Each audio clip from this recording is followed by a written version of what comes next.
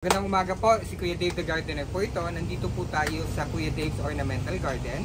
Nandito po mga kaibigan natin si Sir AJ, natin, Sir Ken, Sir Cyril.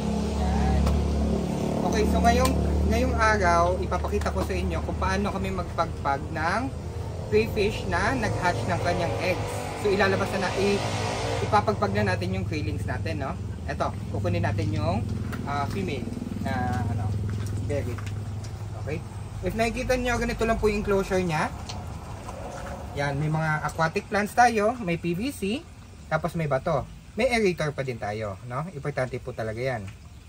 So ngayon, kukunin natin. Yan. Ito na. Ito, papakita ko sa inyo, ha? Ayan sila, oh. Tignan nyo. Ayan. Diba gumagalaw sila? Okay. So, ang una natin gagawin ay kukunin natin yung female. Ito. Dito pong hawak, ha. Dito. Sa shell na to. Sa part na to. Sa neck niya. Pag hawak po natin, dahan-dahan. Tapos, sabay hawak pa din sa buntot, no? Para hindi siya pumitik. So, from here, ang gagawin po natin, ibababa lang po natin siya sa tubig. Yan, tignan nyo.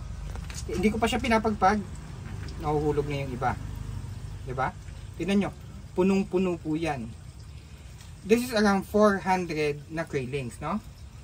Pero yung pinakamababa natin dito is around, let's say 250. Ibaba na natin ng 250 para safe, no? Kahit ganyan lang. Okay. So, paunti-unti lang, ha? Ayan, kita nyo? Nahuhulog sila. Tapos, gumagalaw sila lahat. Diba? Ayan o.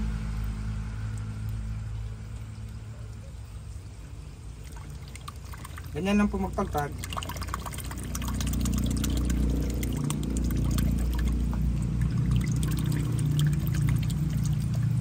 Tingnan nyo yung female, kalmado pa din. Diba? Kalmado pa din siya. Ulit-ulit lang. Tingnan nyo, hindi siya pumipitik kasi hindi ko siya pinipersa, hindi ko nilalakasan yung pagpag. Diba?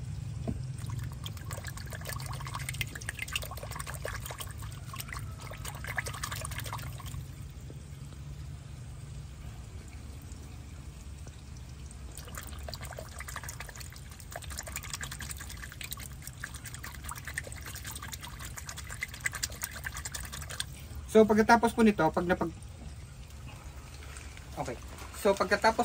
napagpag ko na po sila, ang una ko pong gagawin sa female na mother na nagproduce na ng eggs, ibabalik ko siya sa breeder tank natin. Para after a month or two, magproduce siya ulit ng eggs. Tapos hintayin naman tayo ng 6 to 8 weeks bago siya mag-hatch na katulad nito. Diba? Very simple lang, guys.